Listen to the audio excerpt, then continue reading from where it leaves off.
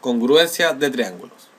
Dos triángulos, en este caso A, B y C, llamado triángulo 1, con D, E y F, llamado triángulo 2, son congruentes si y solo si existe una correspondencia biunívoca entre sus vértices, de tal modo que los lados correspondientes sean congruentes y los ángulos homólogos también sean congruentes. Así, con respecto a los triángulos ABC y D, E y F que vemos en la pantalla, o 1 y 2, decimos que son congruentes y los denotamos así, si solo si existen las correspondencias biunívocas mencionadas anteriormente. Y esto lo denotaremos así con respecto a sus vértices: que el vértice A sea correspondiente con el D, que el B sea correspondiente con el E y que el C sea correspondiente con el F.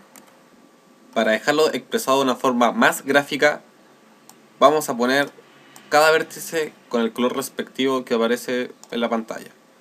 El A con el D, el B con el E y finalmente el C con el F. Entonces de esto podemos deducir lo siguiente: que el trazo AB es congruente con el trazo DE, ya que sus lados homólogos respectivos son congruentes. Entonces de eso podemos deducir que el ángulo ABC, o sea el ángulo que se forma aquí, es congruente con el ángulo DEF, o sea el ángulo que se forma aquí. ¿Qué quiere decir esto? Que tienen el mismo valor. Y así mismo podemos decirlo con el BCEF, CA y FA, con esos trazos y con los ángulos formados por lo que ustedes ya ven aquí. Criterios de congruencia de triángulos. Los criterios de congruencia de triángulos establecen condiciones necesarias y suficientes para que dos triángulos sean congruentes sin tener que verificar el cumplimiento de las 6 condiciones dadas por la definición anterior. Bien, vamos con el primer criterio de congruencia. El primer criterio es el más simple y sencillo de todos y se llama el criterio del lado, lado, lado, o para un recordatorio más fácil, LLL. Este criterio nos dice que dos triángulos que tienen sus 3 lados correspondientes de igual medida son congruentes entre sí. En este caso, el lado AB, que es correspondiente al DE, tiene la medida XX.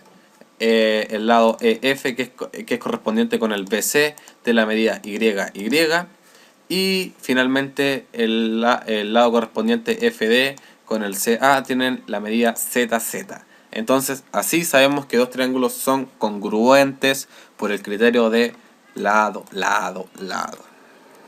Segundo criterio de congruencia de triángulos es el criterio del lado, ángulo, lado, o LAL, una forma de recordar más fácil.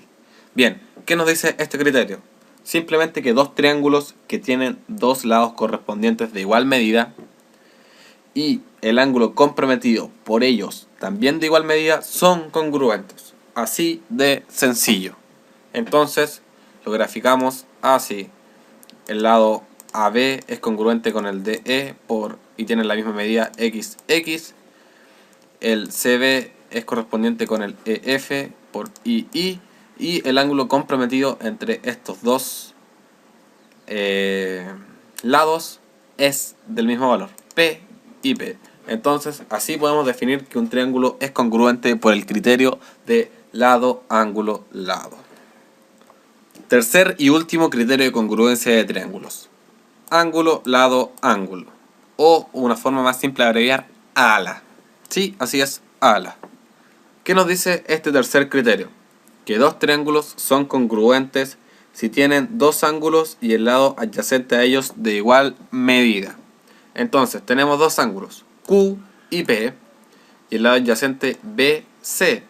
Entonces Q, P, P, BC es correspondiente con EF y ambos valen Y. Entonces aquí está los ángulos y el lado adyacente. Los ángulos y el lado adyacente. Por lo tanto son congruentes por el criterio de ala.